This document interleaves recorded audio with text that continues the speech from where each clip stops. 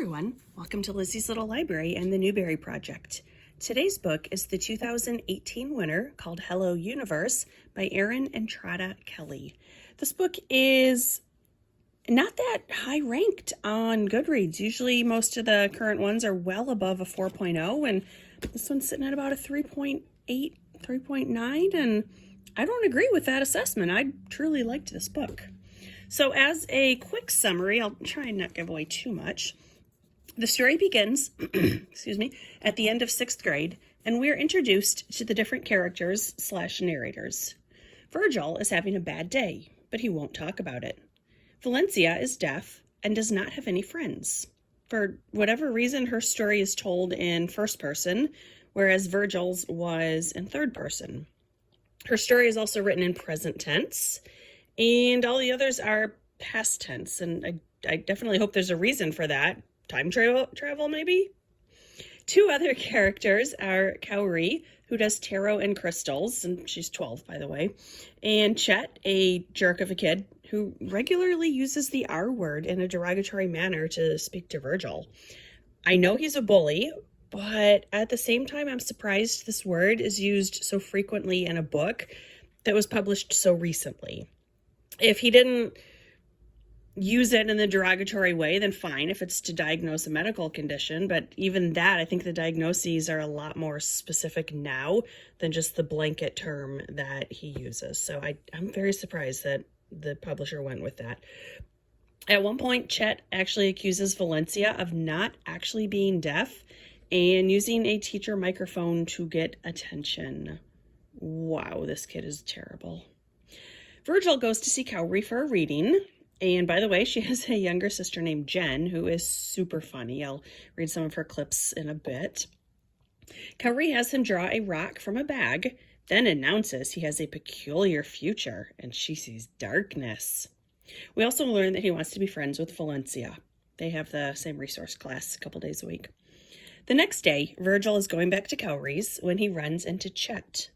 Chet grabs his backpack and throws it into an empty well, not knowing that Virgil's guinea pig is in the bag. That was so sad. This would be a really good time to get help from the parents, but I guess that would end the book really quickly. So Virgil climbs down and shatters his phone when he has to let go of the ladder. Valencia sees that the well is uncovered and she doesn't want any kids or animals to fall in, so she covers it.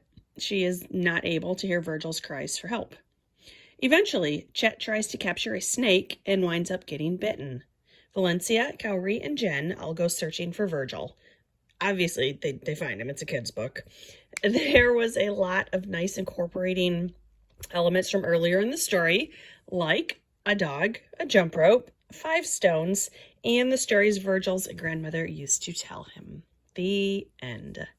I liked this book. I thought it was cute and enjoyable, and completely age-appropriate for the target audience. I liked all of the seemingly mundane things tying together at the end. The characters were good. They showed growth even over just the 2 days that the story took place. Virgil learned to stand up for himself.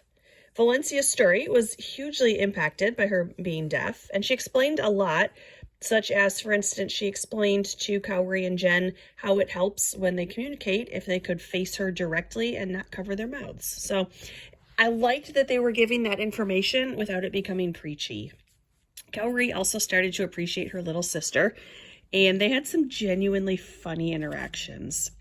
So a couple I wanted to read. First one is on page 101. So first, Cowrie is trying to teach her about the constellations. And she says, I've told you a million times, the dots are stars and the lines are the constellations. And it's not lines in the first place, it's pictures. See, this is Orion. The 3 stars are his belt. He's hunting. Can't you tell? Jen, looks like lines. Cowrie, and this is Andromeda and Pegasus. See? Jen, yeah, I can see because they have names written right next to them, but it still looks like lines. Later on, Cowrie, the stars tell us everything. It's fate, Jen. Fate in the stars. There is no coincidence. Jen, is my fate in there? Cowrie, sure. Your fate is to help me figure out what to do. Jen, I thought Virgil was just going to bring us some rocks and we were going to do abracadabra stuff. Cowrie, stones, not rocks. Jen, that's the same thing. Jen, what's the difference then? Cowrie rubbed her head. It's just different. Jeez. Can't you let me think? You have no idea what we're up against. I thought Jen was funny. I did like her as a character. She also has another funny moment on page 170. And this is, actually this is Cowrie, not Jen. And she is consulting her crystals. And it says, in truth, Cowrie had gotten them at a garage sale. Mrs. Tanaka, the mother, loved going to garage sales. She thought it was absolutely wonderful that Cowrie wanted to go along because she called it mother-daughter time. But really, Cowrie just wanted to see what kind of treasures people were giving away for a nickel. That's where she had found the crystals. The woman selling them said you were supposed to use them to fill flower vases. For decoration, the lady said, but Cowrie knew better. The secrets of the universe buried themselves in unusual and beautiful objects such as these, and only a select few could pull out those secrets. So she had bought the crystals for 10 cents.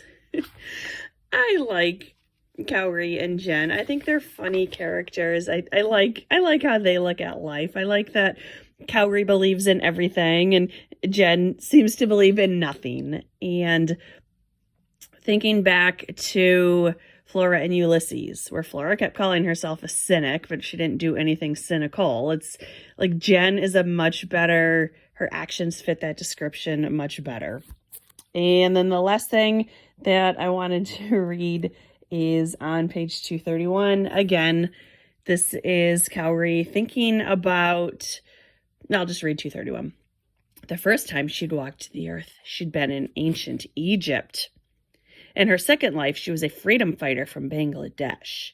She knew this because she'd once seen a snippet of a documentary on television, and when they showed images of Bangladesh, they looked really familiar to her, and she couldn't explain why.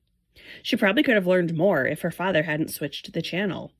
She tried to explain that the documentary was necessary for her to explore past life transgressions, but he said it was March Madness, and past life transgression didn't happen during college basketball season. So this is one of the very rare Newbery books that I found genuinely funny. It was not a huge sweeping saga, but books don't have to be. This was more focused and concise, and I very much liked it. The honor books this year were Crown, Long Way Down, and Piecing Me Together. For the past 3 years, I've been reading this series looking for trends, and I finally noticed a recent trend. This author is Filipino, and the honor authors are all Black. The next 4 winners will be people of color, including Meg Medina, who is writing Mercy Suarez Changes Gears. Spoiler alert, I loved that book. It's like my 3rd favorite Newbery ever. This one was good. I would put it probably in the top 20. It was definitely a quick read. I read it in about a day, maybe like a day in the morning. It was cute. I liked it. I think the kids were age appropriate. I liked that there was no romance between Virgil and Valencia. They could just be friends. We don't need to put little kid romance where it doesn't need to be. So this one was super cute. I definitely recommend it. Check it out. It is called Hello Universe by Era and Trada Kelly. Thanks for watching. Bye.